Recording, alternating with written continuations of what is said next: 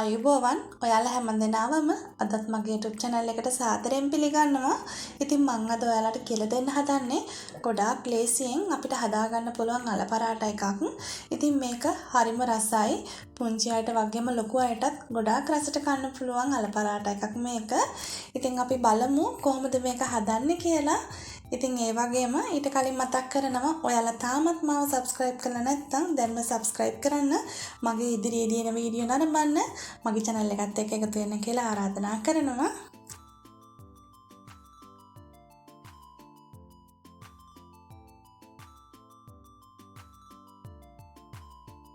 ඉතින් මේකට අපිට උවමනා කරනවා පාම් පිටි ග්‍රෑම් 500ක්. ඒ වගේම බටර් ඩබල් බොයිල් කරලා අරගන්න. ඔයාලට ගී උනත් පාවිච්චි කරන්න පුළුවන්. ඉතින් බටර් ටිකක් ඒ වගේම ලුණු සහ අපිට පොල් තෙල් ටිකක් උවමනා කරනවා. ඉතින් දැන් අපි මුලින්ම මේ විදිහට අපේ පිටි ටික බෝල් එකකට දාලා ඒකට බටර් තේ හැඳි 2ක් හෝ 3ක් දාගන්න. දැන් ඔයාලා රස අනුව ලුණු දාගන්න. ලුණු තේ හැන්දක් මම එකතු කරගත්තා. ඒ වගේම පොල් තෙල් මේස හැඳි 2කුත් දැන් මේකට එකතු කරලා මම මේක හොඳට කලවම් කරගන්නවා. ඉතින් මේ විදිහට කලවම් කරලා ඉවර වෙලා වතුර ටික දැන් අපි එකතු කරනවා. මේ විදිහට ඉතින් වතුර ටික එකතු කරමින් මේක හොඳ soft dough එකක් වෙන විදිහට අපි හදා ගන්න ඕනේ. ඉතින් මෙන්න මේ විදිහට ඔයාලා හොඳට බලා ගන්න මේක හදන විදිය.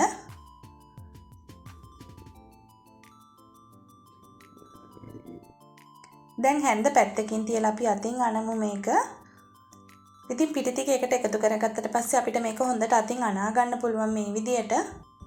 දැන් මේ වටේ ඉතුරු වෙලා තියෙන පිටි ටිකටත් මම වතුර චූට්ටක් විතර එකතු කරලා මම ඒකත් මේ පිටි ගුලියට එකතු කරගන්නවා.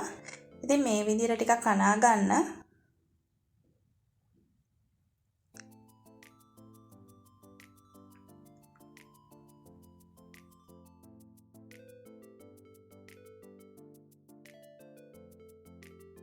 අතේ ඇලෙන්නේ නැති පදමට මේ පිටි මෝලිය අපි හදා ගන්න ඕනේ. මෙන්න මේ විදියට. දැන් මම මේක පොඩි බෝල වලට වෙන් කර ගන්නවා. ඔයාලට මේක ලෑල්ලක තියලා දිගටියට හදලා මේක කෑලි වලට කපලා අරගන්නත් පුළුවන්. ඉතින් දැන් මම මේකෙම තියලා මේ විදියට බෝල ටික කඩා ගන්නවා. ඔයාලා කැමති විදියට ඒක කරගන්න පුළුවන්. ඉතින් මේ විදියට ඉක්මනින් බෝල ටික හදාගමු.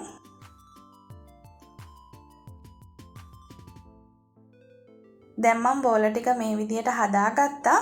දැන් මම මේ බෝල වලට උඩින් තෙල් ටිකක් මේ විදියට දාගන්නවා. ඔයාලට මේක හැන්දෙන් කරගන්න පුළුවන්. ඉතින් මේ විදියට තෙල් ටික උඩින් මම ටිකක් ගා ගන්නවා මේ විදියට. මේ විදියට තෙල් ටිකක් දාපුවාම අපේ රොටිය හොඳට සොෆ්ට් එකට අරගන්න පුළුවන්. ඉතින් දැන් මම මේක වහලා විනාඩි 30ක් පැත්තකින් තියනවා. ඉතින් ඒ අතරතුරේදී අපි බලමු අපිට ෆිලිං එක හදාගන්න මොනවද උවමනා කරන්න කියලා. ඉතින් අපිට උවමනා කරනවා බීලුණු ගෙඩියක්, ඒ වගේම සුදු ලුණු බික් 3-4ක්, කරපිංචා ටිකක්, ඒ වගේම 3-5 කුඩු තේ හැන්දක්, අල ග්‍රෑම් මම මෙතන 400ක් අරගත්තා. ඒ වගේම තෙල් ටිකක්, මිරිස් කුඩු, ලුණු, ඒ වගේම සූදුරු කොත්තමල්ලි ටිකක් උවමනා කරනවා. සූදුරු තේ හැඳි භාගයකට කොත්තමල්ලි තේ හැන්දක් දාලා මේක හොඳට කබලේ බැදලා කොටලා අරගන්න. ඉතින් මේ විදියට මේක කොටලා දාපුවාම අපේ අල පරාට එක ගොඩාක් රසයි. අනිවාර්යෙන් මේ විදියට කරලා ඔයාලත් රස බලන්න. ඉතින් දැන් අපි ඉක්මනින් හදාගමු. මම භාජනයකට තෙල් මේස හැඳි 2ක් දාලා ඒකට අපි කපාගත්තු බීලුණු ගෙඩිය, ඒ වගේම සුදු ලුණු ටික, ඒ වගේම කරපිංචා ටිකක් දාලා මම මේක සුවඳ එනකන් ටෙම්පරාදු කරගන්නවා. ගොඩාක් මේක කරගන්න එපා. යාන්තම් මැලවිගෙන එනකන් විතරක් මේක මධ්‍යම ප්‍රමාණයේ ගින්දර තියාගෙන මලව ගන්න. ඉතින් දැන් අපි මේකට එකතු කරගන්නවා අපි කුඩු කරගත්ත අපේ සූදුරු ටික, කොත්තමල්ලි, ඒ වගේම 3-5 කුඩු තේ හැන්ද, ඒ වගේම ලුණු කුඩු තේ හැන්දක් එකතු කරගන්නවා.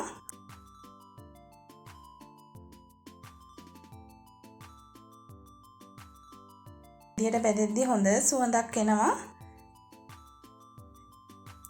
දැන් අපි ඉක්මනින් අපේ අල ටික එකතු කරගමු.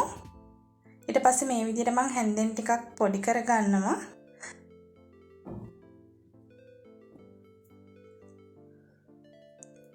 ඉතින් ඔයාලා මෙතනදී මිරිස් කුඩු එකතු කරන්න එපා. පොඩි අය ඉන්නවා නම් පොඩි අයට වෙනම මේකෙන් ඔයාලට පුළුවන් අරගන්න පැත්තකට. ඊට පස්සේ පුළුවන් ඔයාලට මිරිස් කුඩු එකතු කරගන්න.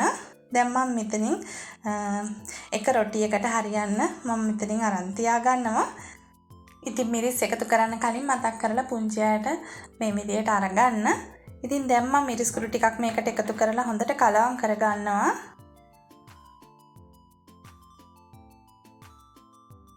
දැන් මේක හරි. දැන් අපි ලිප ඕෆ් කරලා මේක ලිපෙන් බාගමු. ඉතින් ලුණු රස බලන්න.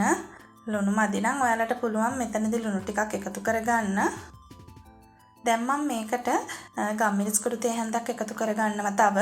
ඒකත් එකතු කරලා දැන් මම හොඳට මේක කලවම් කරගන්නවා. ඉතින් ඊට පස්සේ මම මේ විදියට අල ටික වෙන් කරලා බෝල හදා ගන්නවා. ඉතින් රොටි තියෙන ගානට අපිට පුළුවන් මේක බෙදලා මේ විදියට ලේසියෙන්ම බෝල ටික හදලා වෙන් කරගන්න.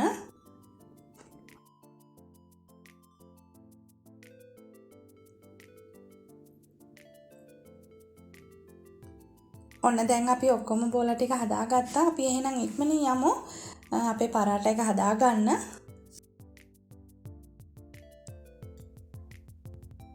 ඔන්න දැන් අපේ බෝල ටිකත් හරි. අපිට තව පාන් පිටි ටිකක් වුමනා කරනවා.